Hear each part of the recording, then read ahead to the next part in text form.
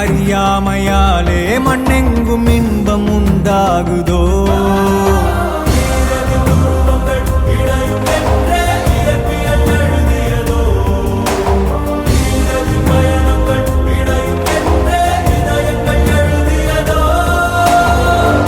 எங்காகிலும் பார்த்தது உண்டோ